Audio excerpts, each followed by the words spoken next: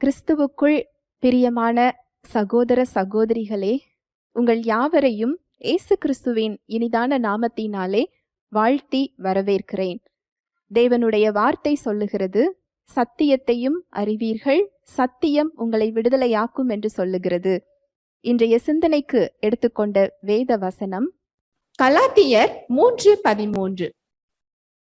மரத்திலே தூக்கப்பட்ட எவனும் சபிக்கப்பட்டவன் என்று எழுதியிருக்கிறபடி கிறிஸ்து நமக்காக சாபமாகி நியாயப்பிரமாணத்தின் சாபத்திற்கு நம்மை நீங்களாக்கி மீட்டு கொண்டார். மறுபடி வாசிங்க. மரத்திலே தூக்கப்பட்ட எவனும் சபிக்கப்பட்டவன் என்று எழுதியிருக்கிறபடி மரத்திலே தூக்கப்பட்ட எவனும் சபிக்கப்பட்டவன் என்று எழுதியிருக்கிறபடி கிறிஸ்து நமக்காக சாபமாகி கிறிஸ்து நமக்காக சாபமாகி. இங்க ஒருத்தர் நமக்காக என்ன செஞ்சிருக்கிறாரா? சாபமாகிட்டாரா? அப்போ நான் சாபத்துல இருக்க வேண்டிய அவசியம் இல்ல. ஏன் நம்ம சாபத்துல இருக்கிறோம்?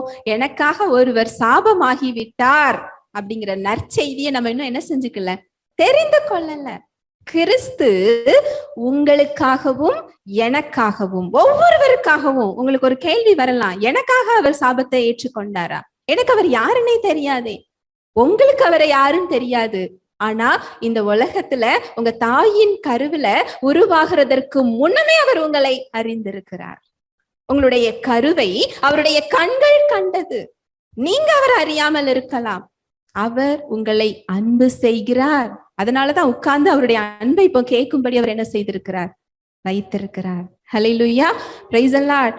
கிறிஸ்து நமக்காக சாபமாகி. நீங்க ஒவ்வொருத்தரும் சொல்லலாம், கிறிஸ்து எனக்காக சாபமாகி சட்டத்தின் சாபத்திலிருந்து என்னை நீங்களாக்கி மீட்டு கொண்டார். இந்த சாப விளைவுகள்ல நான் இருக்க வேண்டிய அவசியம் இல்லை. சாபமா? எனக்கு குடும்பமாக தலைமுறை தலைமுறையாக இந்த பிரச்சனை என்னை பின்தொடர்ந்து வருகிறதே, இந்த விளைவுகள்ல நான் இருக்கிறேனே, என்னோட முன்னோர்கள் செஞ்ச சாபமா, விளைவுகளா, பாவமா? அதனால நான் இந்த கட்டுகளுக்குள் இருக்கிறேனா? அதனால நான் இந்த பிரச்சனைகளுக்குள்ள இருக்கிறேனா? இதுல உங்களுக்கு நற்செய்தி என்ன தெரியுமா? கிறிஸ்து உங்களுக்காக சாபமானார்.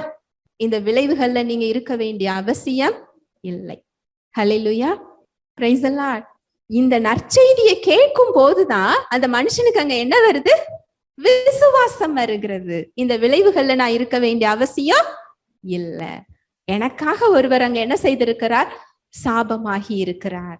அந்த சாபத்தின் விளைவுகள்ல நான் இருக்க வேண்டிய அவசியம் இல்ல. ஹல்லேலூயா, பிரைஸ் தி லார்ட். எபேசியர் 1:6. தம்முடைய தயவுள்ள சித்தத்தின்படியே நம்மை இயேசு கிறிஸ்து மூலமாய் தமக்கு சுபிகார புத்திரராகும்படி முன்குறித்திருக்கிறார். 7. அவருடைய கிருபையின் ஐஸ்வர்யத்தின்படியே இவருடைய இரத்தத்தினாலே பாவ மன்னிப்பாகிய மீட்பு இவருக்குள் நமக்கு உண்டாயிருக்கிறது. இயேசு கிறிஸ்துவின் இரத்தத்தினாலே பாவ மன்னிப்பாகிய மீட்பு அவருக்குள் நமக்கு என்ன செய்யப்பட்டிருக்கா? உண்டாயிருக்குதான். என் பாவத்தினால நான் இந்த பிரச்சனையில இருக்கிறேனா? அதனால நான் இந்த விளைவுகள்ல இருக்கிறேனா? என் பாவம் என்னை பின்தொடர்ந்து வருகிறதோ? 3ஆம் 4ஆம் தலைமுறை மட்டும் என்னை நியாயம் விசாரிக்கிறதோ அப்படின்னு நீங்க நினைச்சுக்கிட்டு உங்க பிரச்சனையில இருந்தீங்கன்னா, இன்னைக்கு உங்களுக்கான நற்செய்தி, இயேசு கிறிஸ்துவின் இரத்தத்தின் மூலம் உங்களுக்கு பாவ மன்னிப்பு உண்டாயிருக்கிறது. ஹல்லேலூயா, பிரைஸ் தி லார்ட்.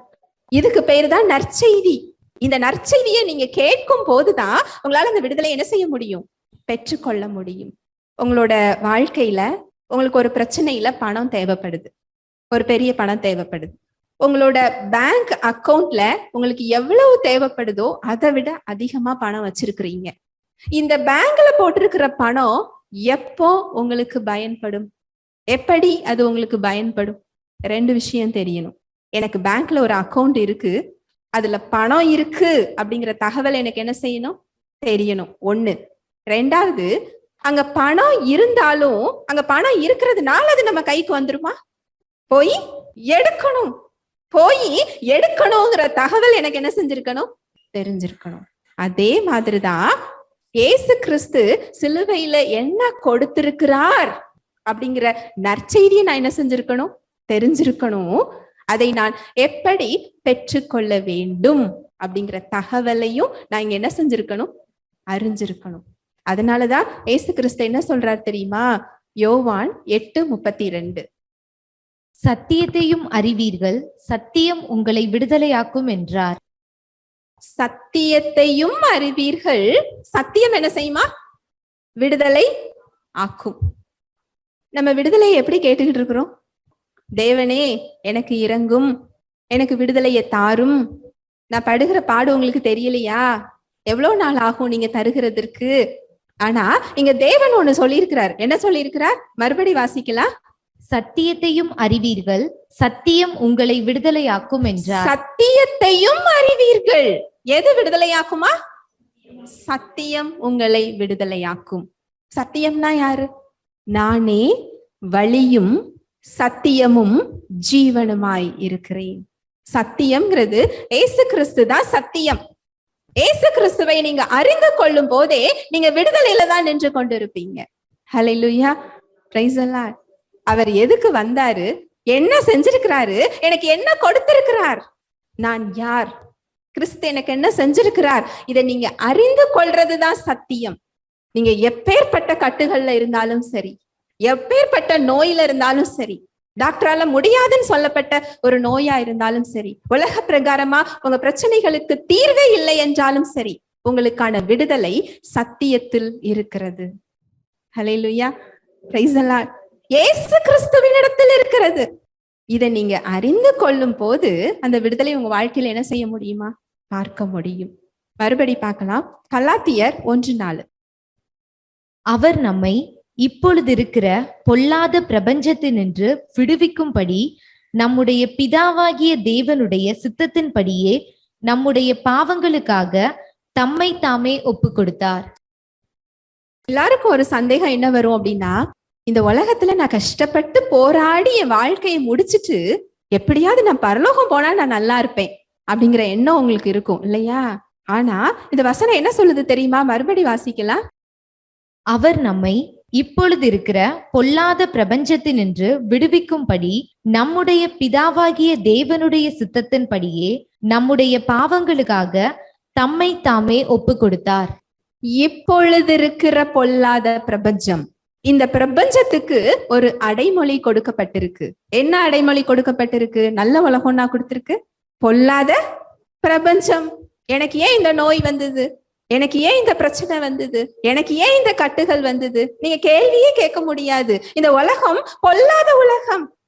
முதல் மனுஷன் பாவத்திற்குள் போகும்போதே இந்த உலகத்துல பாவம், சாபம், மரணம், நோய், விளைவுகள், வறுமை, அங்க ஒரு விதி இயங்க ஆரம்பிச்சிட்டு அது நீங்க ஏன் என்ன செய்ய முடியாது? கேள்வி கேட்க முடியாது. இதுல இருந்து விடுதலை கொடுப்பதற்காக தான். இந்த கட்டுகளுக்குள் நீங்க இருக்க வேண்டாம், இந்த நோயில நீங்க இருக்க வேண்டாம், இந்த பிரச்சனையில நீங்க இருக்க வேண்டாம், பாவத்துக்குள்ள இருக்க வேண்டாம், சாபத்துக்குள்ள இருக்க வேண்டாம். நான் உங்களுக்கு வாழ்வு தருகிறேன். அதுல இருந்து மேற்கொள்ற ஒரு வாழ்வை அவர் சிலுவையில என்ன செஞ்சிருக்கிறாரா? கொடுத்திருக்கிறாரா? இப்பொழுதுள்ள பிரபஞ்சத்திலிருந்து நம்மை விடுவிக்கும் படிக்கு. நீங்க சொல்லலாம், எதுல இருந்து விடுதலை? என் கையதான் கட்டப்படலையே, நான் விடுதலையாக தானே இருக்கிறேன். நீங்க கேட்கலாம். உங்க சிந்தனையில கேட்டு பாருங்க. பயம் கட்டி வச்சிருக்குதா? கட்டி வச்சிருக்கு. பயம் இங்க கட்டி வச்சிருக்கு. மரண பயம், எதிர்கால பயம், பிள்ளைகளை குறித்த பயம், பொருளாதார பிரச்சனையில நான் என்ன செய்ய போகிறேன் என்ற பயம். படுத்தா கண்ணு முன்னாடி எத்தனை பயங்கள் வருகிறது. பயத்திலிருந்து, பொறாமையிலிருந்து, கசப்பிலிருந்து, வைராகியத்திலிருந்து, பாவத்திலிருந்து, இன்னும் சொல்லிக்கொண்டே போகலாம். இத்தனை கட்டுகள்ல இருந்தும் நம்மை விடுவிக்கும் படிக்கு தம்மை தாமே ஒப்பு கொடுத்தார். ஒப்பு கொடுத்தாருன்னா என்ன அர்த்தம்? நம்ம கொஞ்ச நேரத்துக்கு முன்னாடி பார்த்தோம் இல்லையா? சாப்பிட்டுட்டீங்கன்னா என்ன அர்த்தம்? சாப்பிட்டு முடிச்சுட்டோம்னு அர்த்தம். ஒப்பு கொடுத்தாருன்னா அப்ப என்ன அர்த்தம்? செஞ்சு முடிச்சிட்டாருன்னு அர்த்தம். அப்ப அவர் செஞ்சு முடிச்சிட்டாருன்னா நான் அந்த கட்டுகளுக்குள்ள இருக்கணும்னு அவசியமா இல்ல.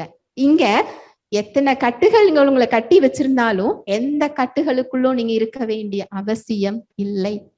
எவ்வளவுதான் சந்தோஷமான சூழ்நிலையில நீங்க நின்று கொண்டிருந்தாலும் இங்க ஓடுகின்ற பயத்தை, மரண பயத்தை உங்களால நிறுத்த முடியுமா? முடியாது. இதுல இருந்து விடுதலை யாரு கொடுத்திருக்கிறா? இயேசு கிறிஸ்து கொடுத்திருக்கிறார். அந்த ரட்சிப்புக்குள் அந்த விடுதலை இருக்கிறது. இன்னும் சொல்லிக்கிட்டே போகலாம். இந்த ரட்சிப்புல அவ்வளோ பெரிய விடுதலை இருக்கிறது. கொலோசையர் 1:13. இருளின் அதிகாரத்தினின்று நம்மை விடுதலையாக்கி தமது அன்பின் குமாரனுடைய ராஜ்யத்துக்கு உட்படுத்தினவருமாயிருக்கிற பிதாவை ஸ்தோத்திரிக்கிறோம். இருளின் அதிகாரத்திலிருந்து நம்மள என்ன செஞ்சிட்டாரா? விடுதலை ஆக்கி அவருடைய அன்பின் குமாரனுடைய ராஜ்யத்திற்கு நம்மள என்ன செஞ்சிட்டாரா? உட்படுத்திட்டாரா. அப்படின்னா என்ன அர்த்தம் தெரியுமா? சாத்தானுடைய குடும்பத்திலிருந்து நம்மள மீட்டு பரலோக ராஜ்யத்துக்குள்ள என்ன செஞ்சிட்டாரா? கொண்டு போயிட்டாரா. இனிமேதான் செய்வேன், நாங்க என்ன செய்யல சொல்லல. மறுபடி வாசிங்க இந்த வசனத்தை. இருளின் அதிகாரத்தினின்று நம்மை விடுதலையாக்கி தமது அன்பின் குமாரனுடைய ராஜ்யத்திற்கு உட்படுத்தினவருமாயிருக்கிற பிதாவை ஸ்தோத்திரிக்கிறோம். உட்படுத்தினது அப்படின்னா என்ன அர்த்தம்? உள்ள கொண்டு போயாச்சுன்னு அர்த்தம். எங்க கொண்டு போயிட்டாரா? அவருடைய அன்பின் குமாரனுடைய ராஜ்யத்திற்கு. பரலோக ராஜ்யத்துல நோய் இருக்குமா? கட்டு இருக்குமா? பயம் இருக்குமா? பிரச்சனை இருக்குமா? அங்க சந்தோஷம் தான் உண்டு, சமாதானம் தான் உண்டு, சுகம் தான் உண்டு, அங்க விடுதலை தான் உண்டு. இந்த குடும்பத்துக்குள்ள நம்மள என்ன செஞ்சுட்டாரா? அவரு கொண்டு வந்துட்டாரா.